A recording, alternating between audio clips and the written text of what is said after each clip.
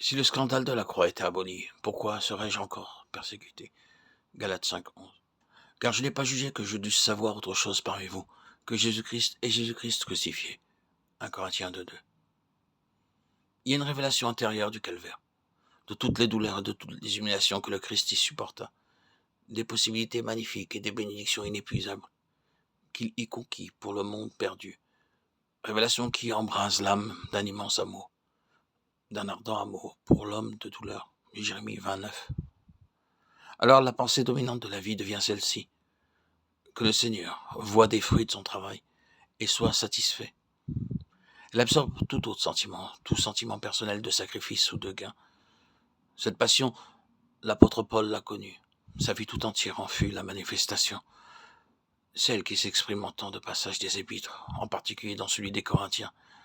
Il nous est difficile de comprendre aujourd'hui tout ce que ces paroles impliquent d'entière consécration, de complet oubli de soi. Aujourd'hui, la chrétienté a glorifié la croix. Mais alors, elle était l'instrument de supplice réservé aux plus grands criminels. Son nom était associé à ce qu'il y avait de plus odieux, de plus horrible, comme l'instrument de torture qu'avait pour nom la guillotine.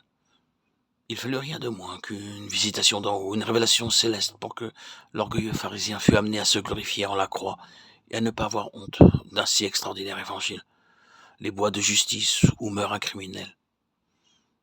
Quoi d'étonnant à ce que Festus, et sans doute bien d'autres avec lui, aient traité l'apôtre de fou. Pour moi, je n'ai voulu savoir autre chose parmi vous que Jésus-Christ et Jésus-Christ crucifié. Les Corinthiens plaçaient très haut la culture intellectuelle. Ils prisaient fort la rhétorique et la philosophie.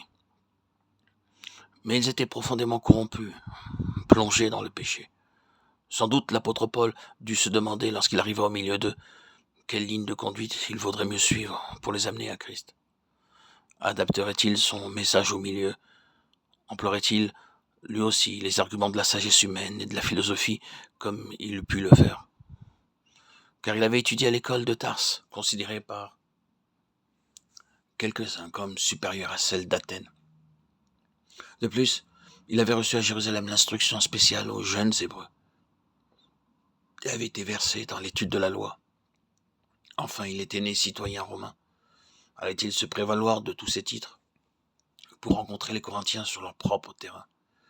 Il pressentait ce qui serait leur verdict. S'il n'étayait pas son message sur quelques courants philosophiques, s'il ne l'enveloppait pas d'éloquence, où était le devoir? Qu'allait-il faire? Délibérément, l'apôtre rejette les âmes charnelles. Il annoncera purement et simplement un Messie crucifié et comptera uniquement sur l'action du Saint-Esprit pour manifester que la prédication de la croix est bien la puissance de Dieu. De sorte que la foi de tous ceux qui croiront sera fondée non sur des paroles de sagesse humaine, 1 Corinthiens 2:4, mais sur la puissance de Dieu. Cette décision de l'apôtre nous montre à quel point il était devenu l'homme de son message, à quel point il avait renoncé à lui-même, à sa science, à ses ressources personnelles, à toute ambition, à toute renommée. C'est de semblables instruments que notre XXIe siècle a besoin, avec sa haute culture, sa profonde immoralité. Il a besoin lui aussi d'entendre la voix de messagers qui, comme l'apôtre, ont décidé de ne prêcher que Christ et Christ crucifié, d'hommes qui, rejetant toutes les âmes charnelles et tout recours à la sagesse humaine, mettront uniquement leur confiance en la puissance de Dieu pour rendre témoignage à la prédication de la croix